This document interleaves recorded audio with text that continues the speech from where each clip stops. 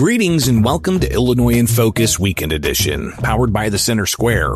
I'm Greg Bishop, Illinois editor at Franklin News Foundation, publisher of the Center Square Newswire service.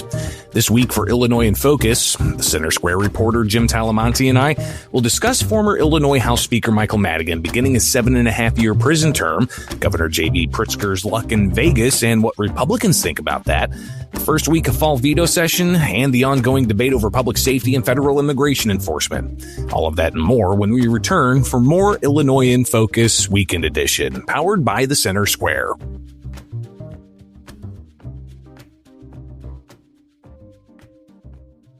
Some people would call him a loser. He ran for state office. He was beaten. He started a business. He failed. He ran for Congress. He lost. He was nominated for vice president. He lost again. But he knew only those who never tried are the real losers. And Abraham Lincoln was no loser. Persistence. Pass it on. From the Foundation for a Better Life at values.com.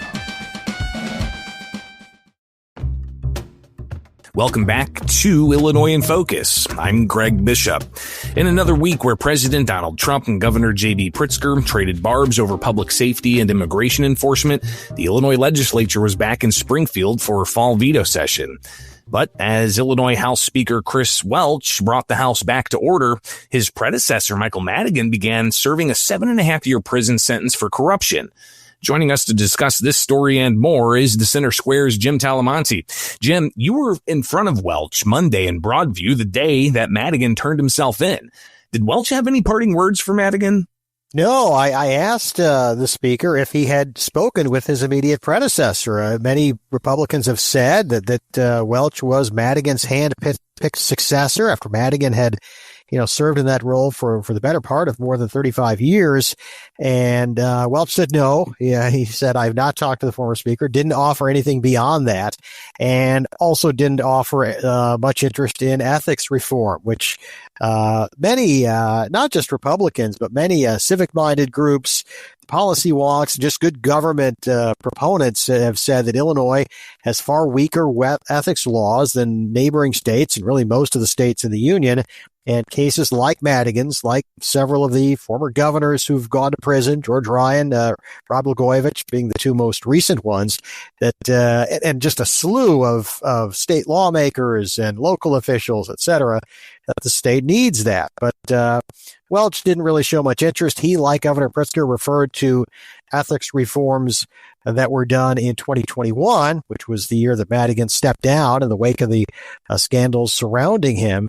And but Republicans have said that ethics reform was very weak. And in fact, Greg, you talked with Patrick Windhorst, who's the House floor leader for the Republicans, state rep from Metropolis, and he said, in fact, that the legislative inspector general stepped down because she said that ethics reform, if you can call it that, was a quote paper tiger. And so we still now, 4 years after Madigan left the state house, and now just days after he reported to federal prison in West Virginia, we still haven't had significant reform after the massive case involving Madigan and utilities and Michael McLean and a whole slew of individuals, a decades-long case that culminated with a 4-month trial, which started just over a year ago. And then which you covered practically every day for 4 months. It's just hard to believe, Rick. It doesn't seem like it was, on the one hand, it seems like yesterday, and it's odd that now we're at this end. We don't have, Madigan went to West Virginia, and so we don't have, it's not when Blagojevich went to prison, there were crews following him, television cameras, and with Madigan, it's just, this is apparently the end, at least for quite some time, a 7.5-year sentence. Obviously we wouldn't expect him to serve that long. But he's 83 years old. So, what an end, for him. But, as a number of people have said, his political machine very much remains in place. And that political machine, I think, is something that, we've covered for as long as I've been covering the state house, which the majority of that time Madigan was speaker. And it was the nexus of power that he had as the controller of legislation while also controlling the party purse. Because he wasn't just speaker for all but 2 years between 1983 and 2021. He was also the chair of the Democratic Party of Illinois. 23 years as a DPI chair, and so his power and influence, just aside from the State House, just politically involving elections, grew from that 13th ward in Chicago, where Marty Quinn is alderman, still a Madigan ally, and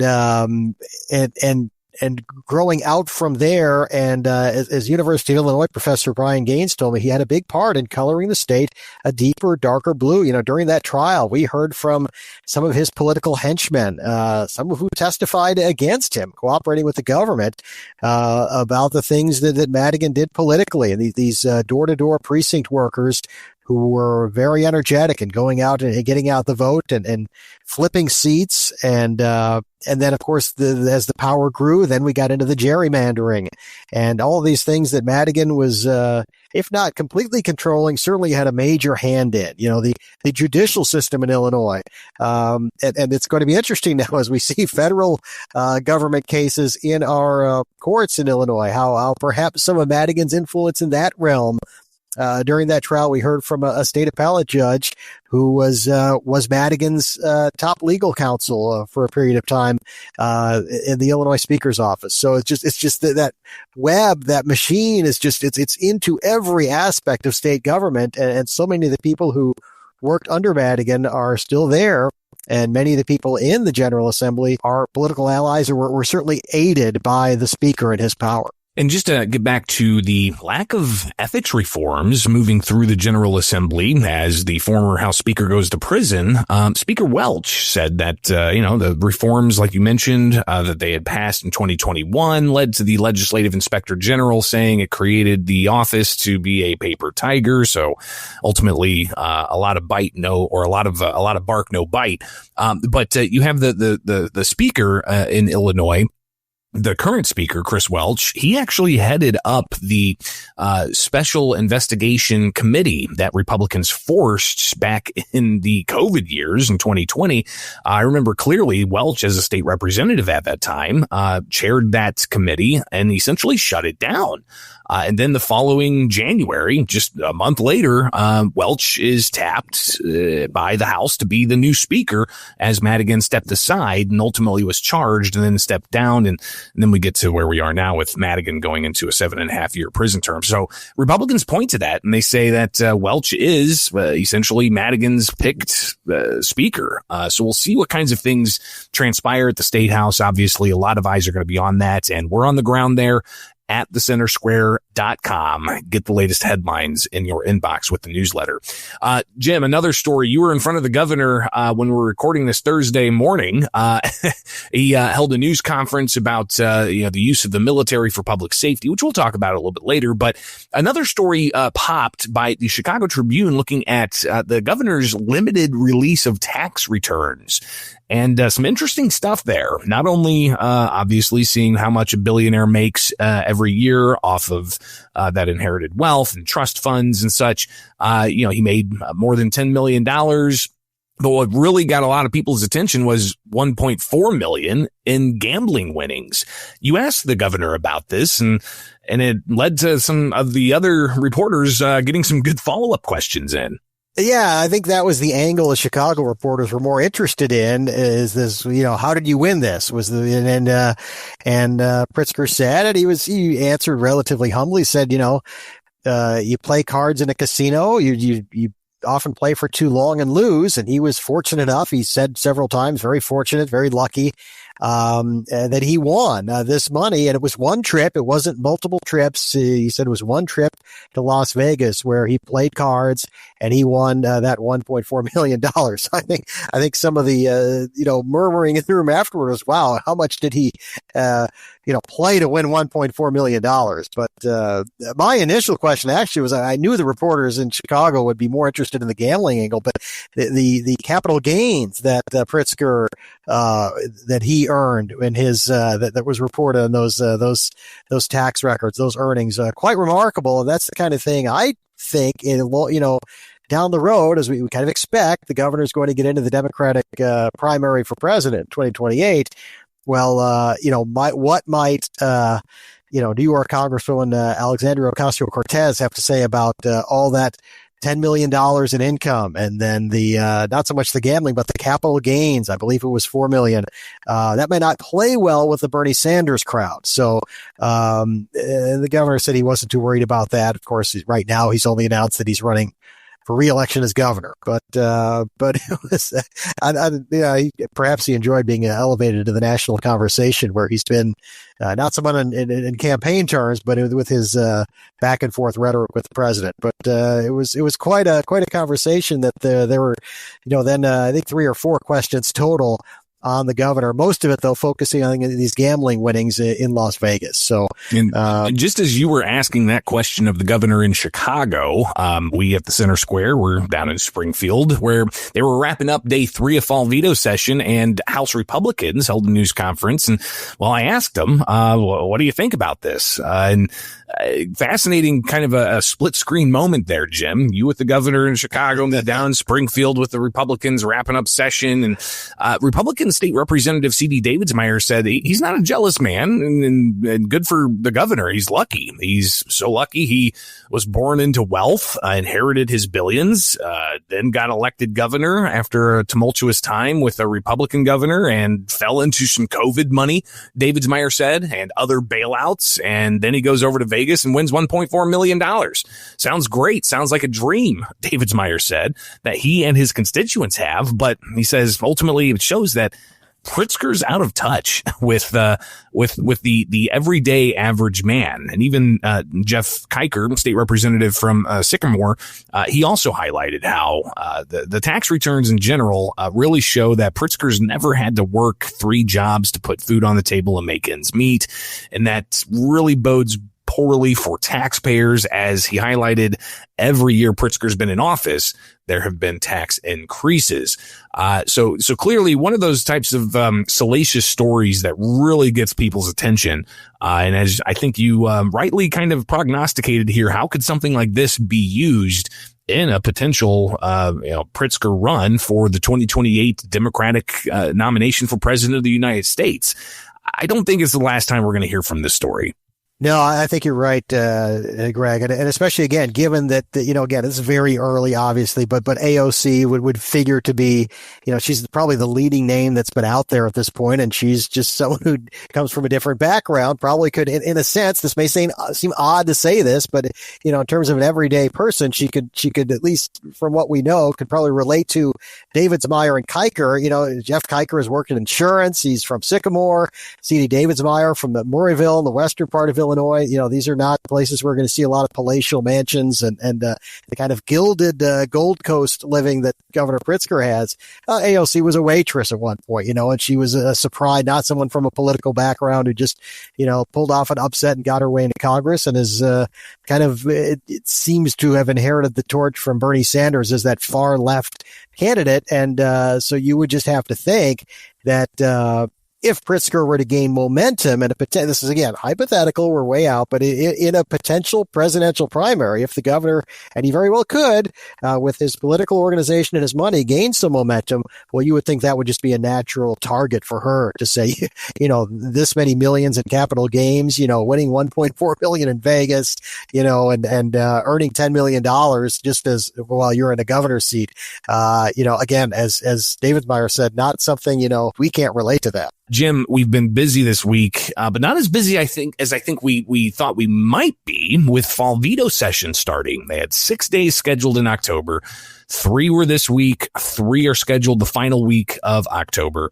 But this week, early on, we heard speculation that they were going to cancel Thursday. The House was in session today, Thursday. We're recording this, but they were only in for like 35 minutes. And the Senate actually canceled their session Thursday. So what happened this week? I thought we were going to hear a lot more about possible tax increases for transits funding. I thought we were going to hear a lot more about different types of proposals for energy. While we heard some of that in committee, they didn't really move much on the House floor or in the Senate.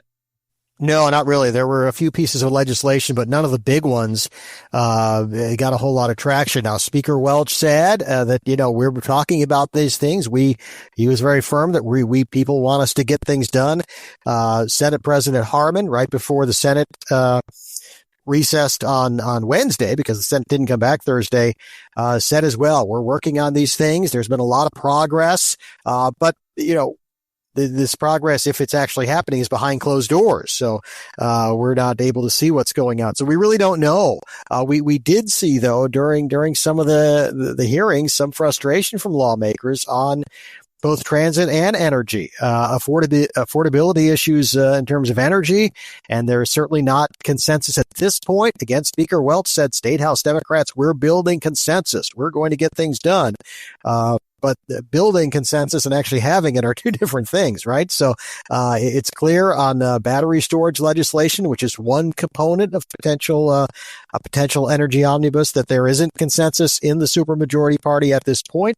And on transit, we've seen these revised fiscal cliff numbers, and so that some lawmakers expressed frustration with regional transit officials, saying that that this makes it appear that this isn't that urgent, and so you know what happens when things don't really get urgent. They get pushed off, and then here we go. It's midnight of the last day of session and that kind of thing, and things either fail or they get through, but someone is inevitably unhappy with it. So as you said, Greg, not a whole lot. I guess we've come to see this in some past sessions too, where everything's going to get pushed to the end, but we know that last week of October, you and I and a lot of other people, I think, are going to be very busy. Very busy. Likely. Yes, exactly right. Rest up next week, Jim. It's going to be a big one the following week. But we're obviously going to be on the ground covering that at thecentersquare.com. But just to go a little bit deeper here, as Democrats continue to talk behind closed doors with their caucus meetings when they're in session, and surely one-on-one talks and group talks and such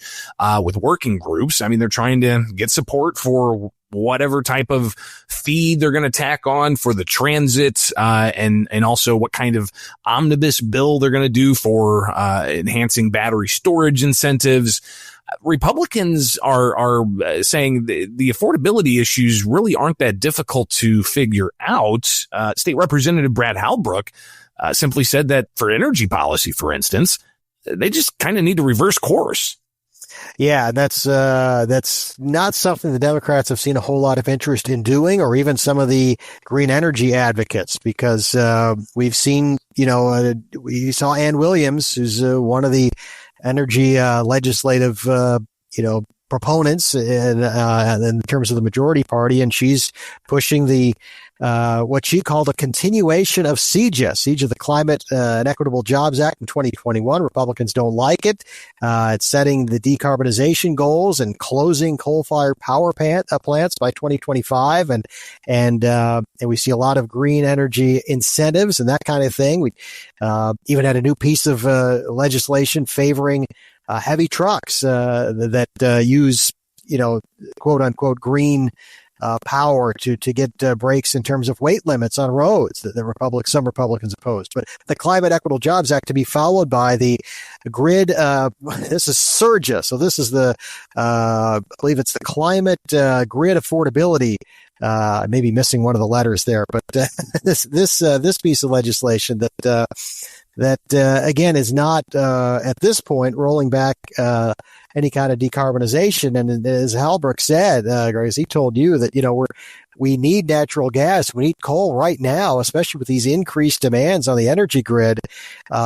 This is, we got to stop this phase out. We need this base load generation of coal and natural gas, and other Republicans pointing out we need nuclear, and we need to get this going because it takes time to build. All of the above approach. There you go. So that Illinois has cheap, reliable energy, including adding scrubbers onto smokestacks of coal-fired power plants and peaker plants and all kinds of. So obviously this is going to be an issue coming up at the tail end of October. We'll see what they do. But you talked with State Senator Willie Preston, Jim, who a Democrat from Chicago, says he can't get on board with this if it's going to increase the costs on working class people.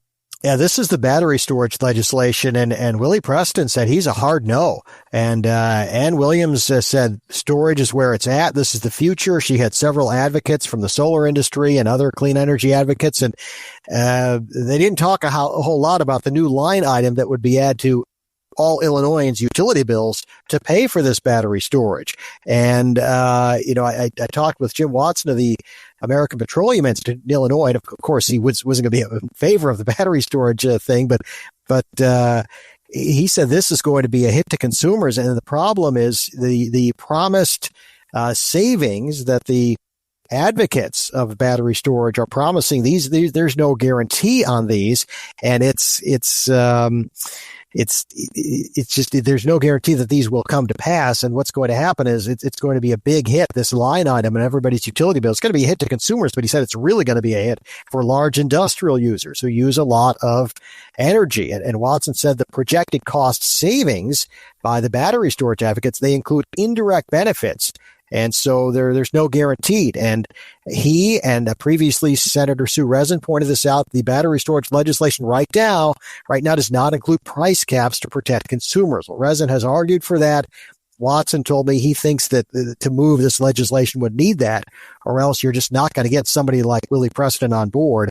And if you don't have him and some of the other Chicago Democrats on board, well, you're not going to have enough support to get this through, because certainly Republicans, without those price caps, they're going to be opposed as well. And even the fiscal cliff for transit finding some opposition, or at least some pushback from Chicago area Democrats, including Chicago State Representative Camp Buckner, who during a hearing with the Regional Transit Authority on how to fund what is now a $200 million fiscal cliff, not a $770 million fiscal cliff, as we heard during spring session, Jim. So that's kind of interesting. But Buckner said that there is a trust cliff that is just as bad as the fiscal cliff is.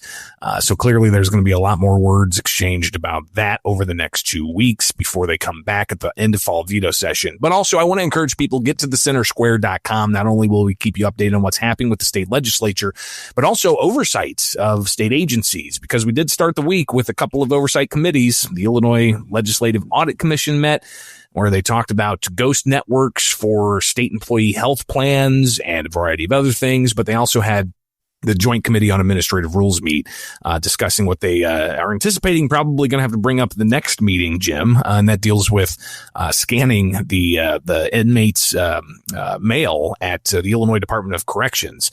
But in the final couple of minutes we have here, Jim, and literally less than 2 minutes, we've got no Kings rallies that are planned across the country Saturday, but all of this comes as the war of words between President Donald Trump and Governor J.B. Pritzker continues to boil over the airwaves over public safety and immigration enforcement. Yeah, and it doesn't seem like it's going to end anytime soon. The governor has, as we've said repeatedly, he has pretty much weekly, if not daily, made it a point to criticize the president and the administration. And now, perhaps in part because of that, the president has the governor in his mind. And so the president has repeatedly called out Governor Pritzker, called out Chicago Mayor Brandon Johnson.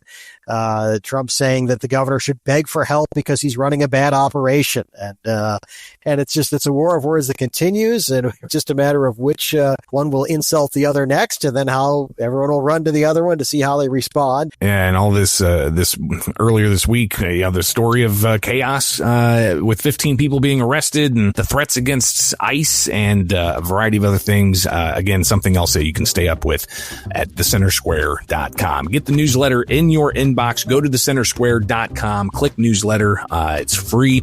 We are a free newswire service, and greatly appreciate your attention here as you can join us for Illinois in Focus Weekend Edition. Jim, thank you so much for being here, and listeners can keep up with all of these stories and more at thecentersquare.com.